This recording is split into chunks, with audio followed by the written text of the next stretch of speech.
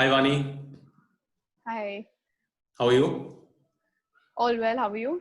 Yeah, good, good. So how are things in Gurgaon? Have you been able to go Um, back to your golf course? I was like, yes, very much. So golf was one of the first sports that opened up. true. Luckily, it being a non-contactable sport. So I've been playing for almost 2 months now Oh, great. Okay, and really okay. liking it. Yeah. True, true, true. Yeah, yeah. So Vani Kapoor, you are of course one of the top professional golfers in the country today, and only recently you became, became the first Indian to play to get a card and play the Australian LPGA, right? And also only recently, just before COVID struck us, you also won the the Hero Women's Pro Golf Tour, Yeah. and before that you also played a full season at the European Tour, right? So of course, Yeah. and you're only getting better. But Yeah. before all that, just want to know as to how your golf started. How did you start playing golf? Because golf, as we know in India, it's quite an elite sport, right? Not only India, even otherwise, if you see. And how did it all start? And because one being golf being an elite sport, and on top of that, it's not as commonly played as maybe a sport like cricket. Of course, cricket is a different ball game. Yeah. Yeah, tennis and badminton also, even table tennis, so to say, even other sports. So, how did your journey as a young golfer start? As a young kid, how did it all start? The whole evolution of US and So the rest. my father used to play golf, and I just started with the intention that just to spend some time with my father because it's a sport which takes quite some time. Like it takes half a day, it takes 5 hours to True. 4.5 hours to probably just finish a round and then commuting. So it takes more than half a day actually. Yeah. And my parents really wanted me to learn this sport so that I could just spend time with my dad, and probably it would be a good socializing way of spending time meeting new people. So that's how it initially started, and I wasn't too interested in the sport initially, but so my mom just said that just take 10 lessons and you'll learn the sport for life. But Okay. ironically, like even till today I'm taking lessons. True. But Yeah. jokes, I mean, that apart, yeah, that's how once I met my coach, I kind of got hooked onto it. And he said that, I'm naturally talented. So Yeah. I kind of started winning at an early age as well. Yeah. So I think the winning kind of got me hooked onto this game.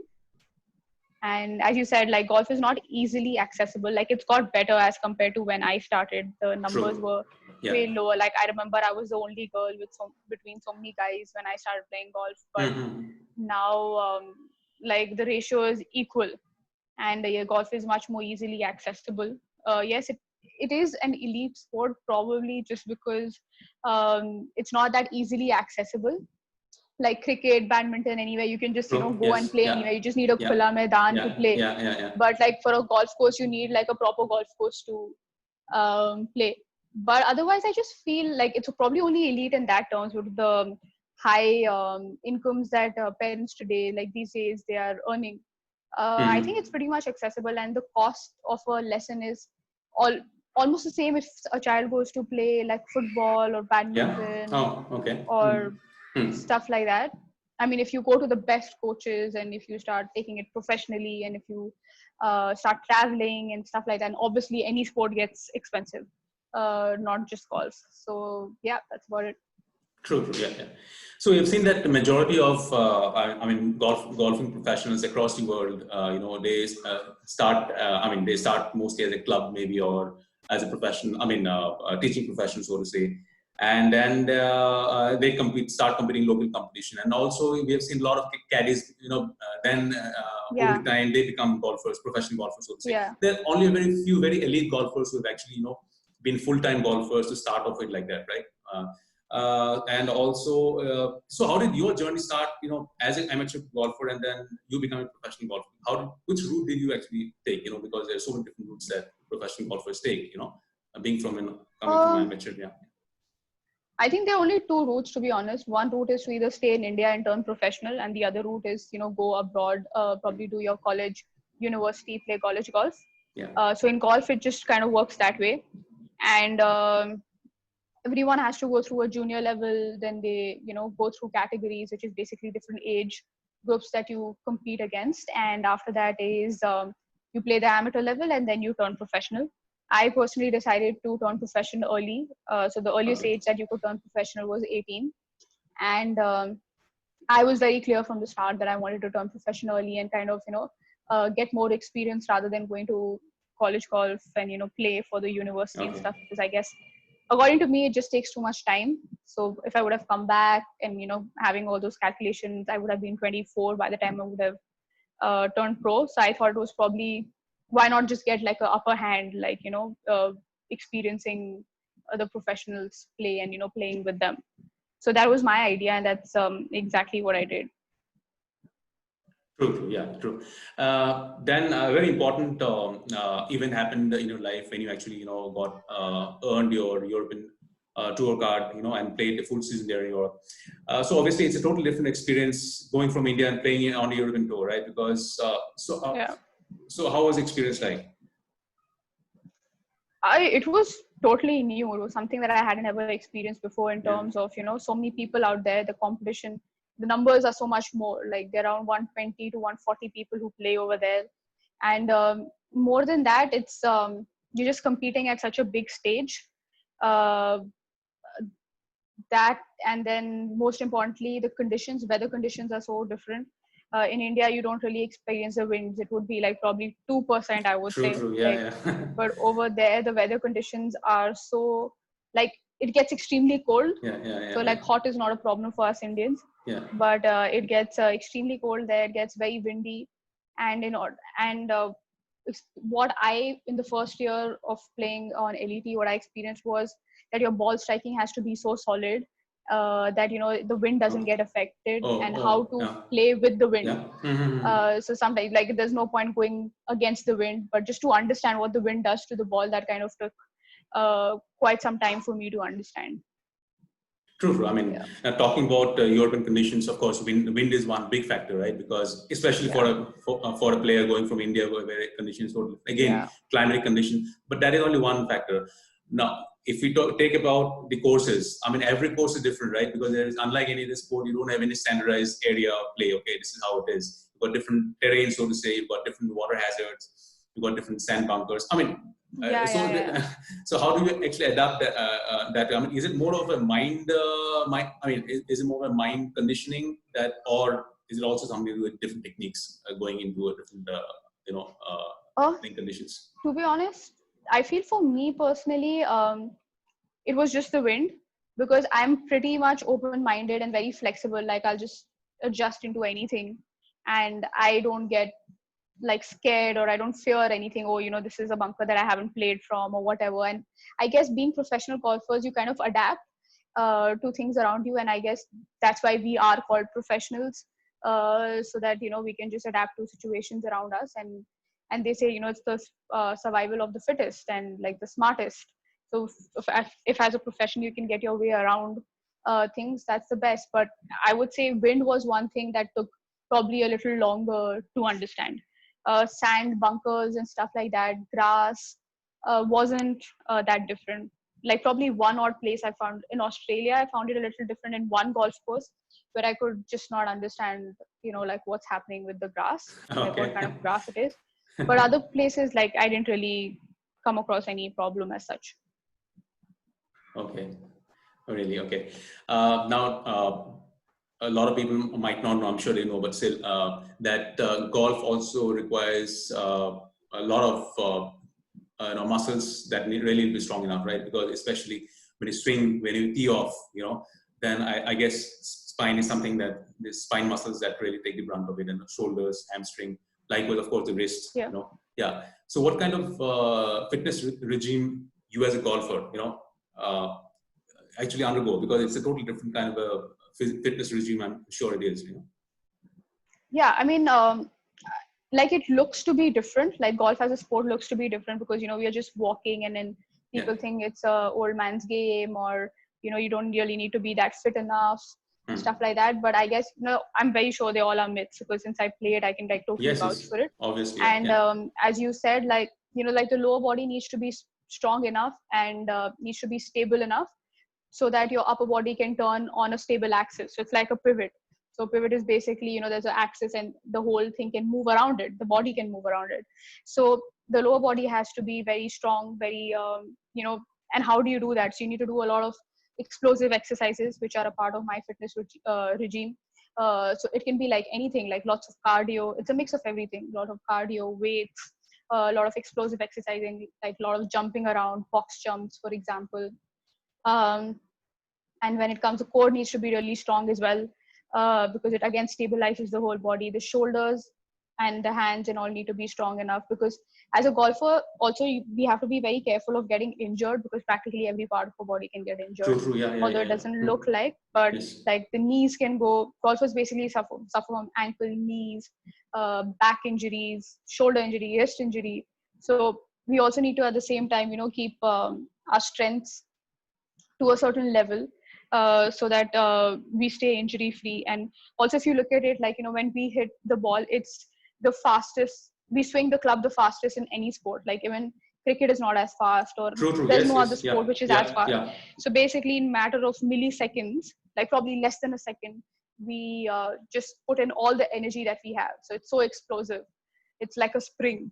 So we need to have that energy that we can throw it into the ball, but at the same time stabilize our bodies, to be stable while we swing the club so fast. True, true. So that means balance is also very important, obviously. The Yeah, very balance. Yeah, yeah, extremely. Yeah, yeah, yeah, yeah, yeah. yeah. And that takes care of the physical part of it. I guess, I mean, golf is one sport where, one stroke here and there, can really put off a player, right? So I guess mental conditioning Yeah. is also very, very important, especially Obviously. because, Yeah, yeah, one shot here and there, it can really, make yeah, it a totally different game, right? So I'm sure you'll yeah. also go through some mental conditioning stuff, which is so very important. Yes, yes, yes, yes. So I work with a mental coach, um, and it's basically, uh, just to cut the whole thing short, it's basically about, what's the best way we as a player, or I as a player, can stay in the process for as long as possible without having other thoughts disturbing. So basically, if you're concentrating on one thing, you can't really concentrate on something else. You won't have any negative thoughts coming in and stuff. And there are a lot of breathing exercises that we do, a lot of meditation that we do, in Okay. order to, quiet our mind, quiet our eyes, so that we can focus on one thing at a time. True, true, true. And your recent win in India, right, at the Hero Yeah, Women's Golf Pro, that yeah, really says that you have yeah. been working quite a bit. And that Yeah. just happened in March only, right? Just before Yes. everything bad happened. COVID. Yeah, yeah. So I'm sure that really, sets, good things ahead for you, right? Because that really has given you a lot of confidence. Because I guess there was a lull of about 1.5 years. Because that also because you had been playing outside also. That's Yeah, also one of the reasons. Yeah, that's true. But I had actually, I was also going through some changes where I changed coaches. yeah. Okay. So I was also playing outside, but I was also not playing to the top of my abilities where I Hmm. would have, like to see myself. But as a sports person, everyone goes through these patches, changing of strategies, changing of coaches, and stuff like that, which kind of have big impacts on the game, and especially on the mind. And golf being such a mental sport, I think it has a little extra Yeah. impact on it. And with True. winning in Noida in March before COVID hit, I think, it was a good, um, like it told me that, yes, I'm going on the right track. And so it was a good confidence booster, and, something that kept motivating me, and just self-realization that, yeah, everything's happening and going towards the direction that I wanted to go. True, true. Now, talking about it, talking about modern golf, I'm sure it has, of course, evolved over the years, right? Because the grip has changed for so many players, right? Right. I mean, gone are those days when people used to only have the conventional grip with the, the weak hand Mm-hmm. on top and the strong hand in the bottom. But now a lot of people also play cross-handed when they have the putt, right? With the weaker Yeah. hand going below, above the stronger hand. Mm-hmm. Yeah. So, I mean, how much has golf evolved for our viewers, so to say, over the years, because you have seen enough of it, right? Over the years. I think technically, I think like with say other countries, say Europe or America, like golf was higher as compared to, like, the knowledge that was available was way higher than what was True. available in India. But True. now I think India has come at par to the knowledge, when it comes to the knowledge, when it comes to the gadgets, when it comes to the equipment. So I think that these are the three places where golf has, like, really, really grown a lot in India. And that indirectly provides so much more experienced coaches, I would say, Yeah. to upcoming junior golfers or any kind of golfers for that matter. True. Yeah. So yeah, I mean, I think that's one way that has really evolved, which also helps junior golfers to perform better. True. Yeah. And talking about the evolution of golf in India, like you said, we in men's, of course, we have seen a lot of stars over the years. Like Jeev Milkha Singh. We have seen somebody like a Jyoti Randhawa. Then down the years, of course, Anirban Lahiri, and of course now Shubhankar Sharma. He's also playing well. He's quite he's playing quite well. He's young, still young. And now in the women's front, you're still evolving, right? Because if you really have talk about women's golf, so say in India we've got Aditi, of course, now, then you, then also somebody like Sharmila Nicolette, but who have just evolved just the last few years. So where do you think that gap is? I'm sure we are doing some catching up right now. So where do you think we are lacking? Is it because the women play less of golf? Like you said, you were the only girl who played among the boys, right? Yeah. So, but has things changed with players like you coming up, or how is it like? I mean, or there is still some distance? I think definitely things have changed, and probably like if you look at the numbers, we're not that far.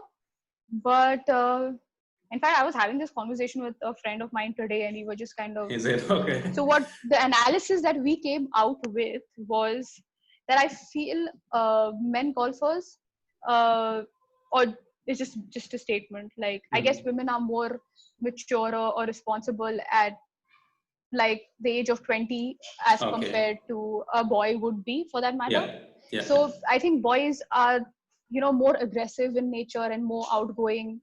I think girls are a little more reserved. So guys keep going, they keep trying, but women, when they don't see anything happening, they kind of just give up and they start going somewhere else. They pick up something else, so they don't really give themselves that much opportunity to do something. Or even women, for that matter, they are more educationally aligned as well. Like they handle both the things together. Boys, for that matter, if they're in one thing, they're totally into that thing. So girls, there's so many girls who've gone outside and done college golf and stuff, but then college golf takes so long, like it takes 4 years, and going out there, they discover some new passions, they discover something else, and by the time it's too late, and they never come back and play. So probably that's why the numbers are also less. But today we have so many. I think we are about 7-8 girls who are playing overseas. So I don't think we are, and plus you also need to realize that guys have so many more tours to play on, like so they can play on different tours. They have like the ADT, they have Asian Tour, they have European Tour, they have Web.com, they have PGA, they have South African Tour. But we start from the European Tour, and then we just have the LPGA. So the plunge that we take, we are in the beginning of our careers, we are swinging in much deeper oceans as compared to the guys. They take it stepwise, but we don't have anything like that. So in a way, multitasking in women is really actually household. I think we are just born with it. So that's not helping the cause in golf then, because of the multitasking. Now talking about golf in India now, for example, in the US, of course, it's a totally different ball game. They've got about 45% of the golf courses in the whole world, and India still stands 18th, which is still a good number, in terms of the number of golf courses. But it's still about 1% of the golf courses, which is about 270 odd golf courses that we have all across India. US, of course, some 15,500 golf courses, which is, I mean, that's way beyond. I mean, they're number one by some distance.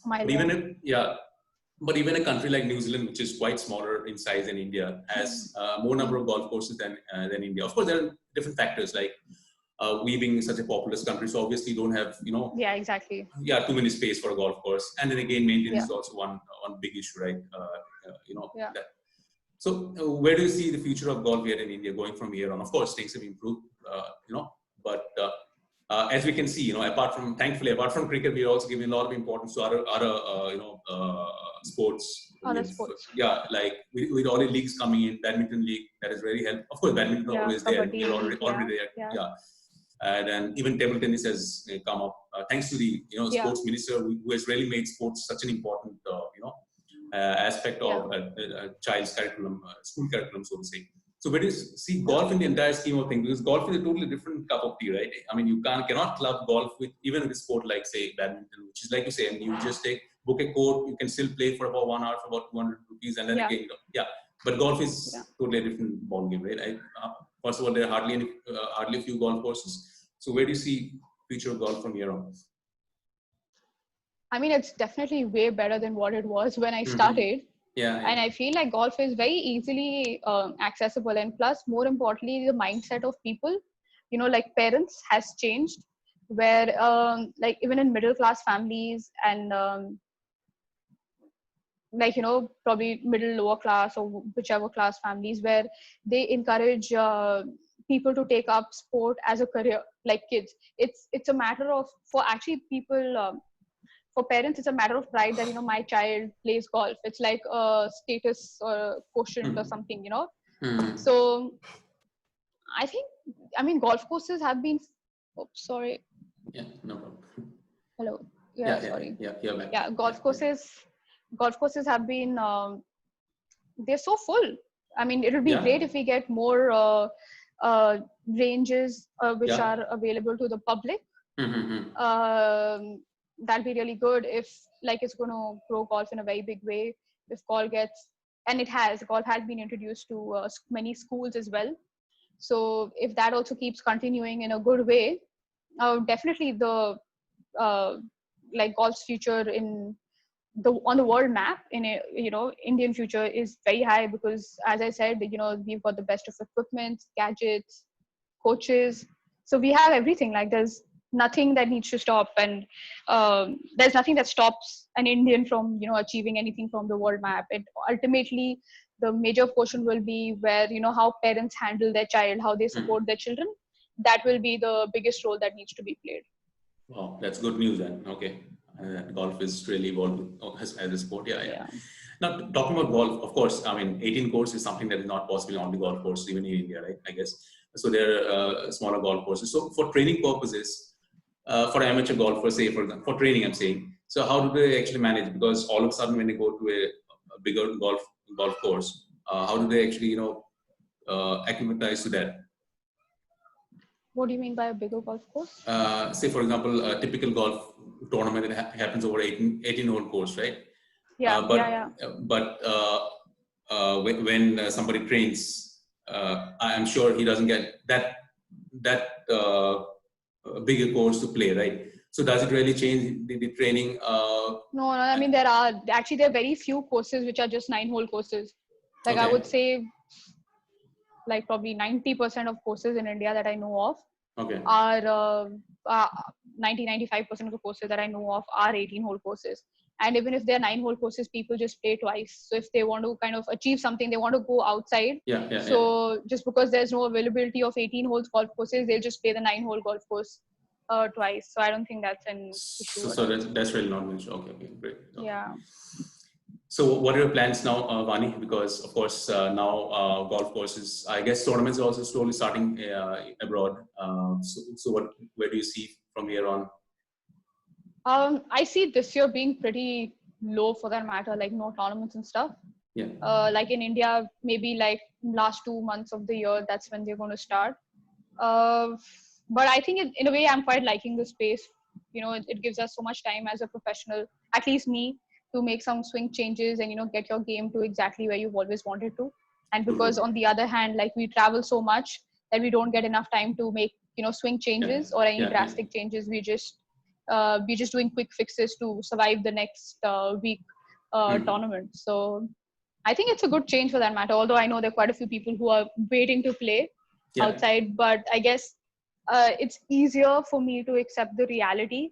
Otherwise, I just keep feeling bad that, I'm not playing tournaments, and you start missing it. So might as well just take the pill at once and just keep going with the flow.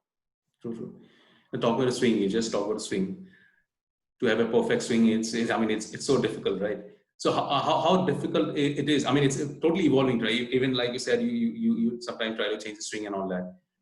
So how is the process like? And I'm just talking about the swing itself, So there's nothing known as a perfect swing. It's a swing, there's a blueprint which probably a golfer has, which gives you the best result for that particular golfer. Yeah.